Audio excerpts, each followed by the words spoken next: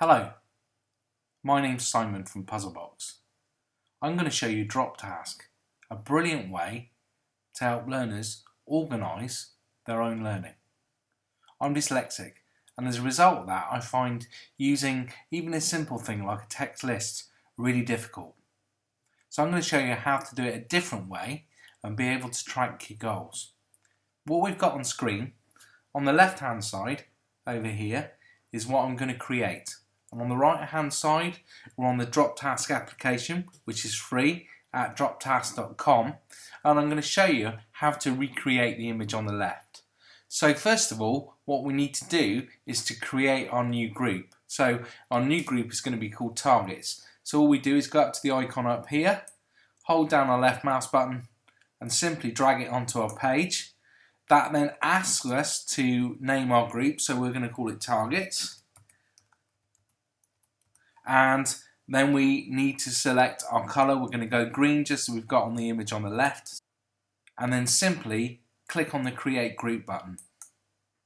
Okay, so the next step is to create our individual tasks, in this case our goals 1, 2 and 3, so we can see on the image on the left. So what we're going to do now is go to the new task, and we simply, again by holding down the left mouse button, clicking it and dragging it onto the screen, drop our first one on, and we're going to call that now goal 1.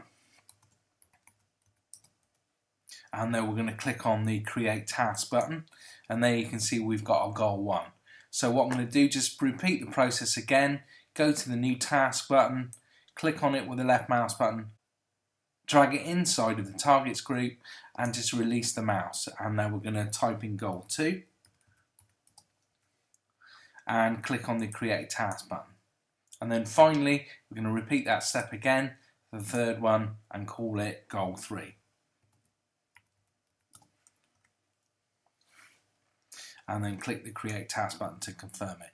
So what we can do if we want to, we can actually move these around so it reflects the order that we've got them in. So if we put goal 1 up there and we drag goal 2 down to about there, and we can just move that round because we're going to try and get the same sort of layout.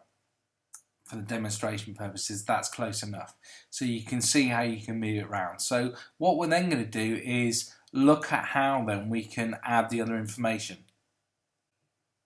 So the first thing we're going to look at is how do we add dates. On task 1 we've got 24th of April. So let's click on that goal 1, and you'll see that once we've selected it, what we then get come up is we've got this little right hand window here, and you can see that we've got as a status, okay, we've got a status of complete. So if we do that, select complete and just click on it, a tick appears to show that the task has been completed. So then we need to put our deadline onto it. So this time if we go to the add a due date and click there, we can select 24th and click save. And there you can see that's how we put a date on. So the next one is goal 3. If we click on it, click on add a due date, click on the calendar to go to May, and then select the 30th and click the save button. There you go, that's in there for the 30th. And then the 12th of May, again on goal 2, click on it, go to May again, this time select the 12th and click save, and there's our dates. The next bit we need to do is our priorities, and this is really simple. Just make sure that you've selected the task that you need, and on the priority button, okay, you can click on it to select it, and then we're going to put that to high. And then you can see our very visual high task appears here, and we've also got details of here of when the task was created, when the due date is, and what the priority is, as well as the time it was done. So it's really good for an audit track. The next one is our goal 2, where we want to put it to very high priority. So again, we're going to click on it, select it, go to the priority and select very high. And there we can see there that we've now got our high priority and our very high priority set. So the next thing we need to do now is actually tag who's involved in achieving our actual goals. So what we're going to do, if we look on the left hand image, we've got me, we've got library, and we've got the tutor involved. So what we're going to do is select our goal 1, and then we go up to the top here and we select add tags.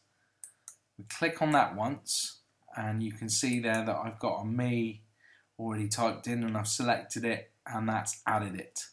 And if we look at goal 3 again, if we click there and we go to tags again, we've got me already set in the system, so we use that one. And as well, we also need to add library. So let's just put that in.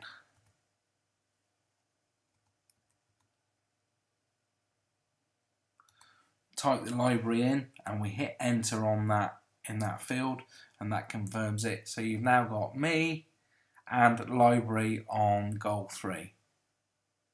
And then on the very high on goal 2, we're going to click on it, click to the add tags, and we've got me, and this time we've got tutor involved as well.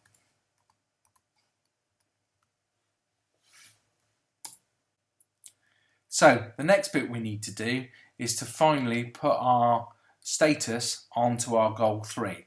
And if we select goal 3 again, we can see there that if we hit the status, we've got a status of not started, in progress, on hold, or completed. Well, our goal 3 needs to be the in progress status. So that's the one that we've currently got going.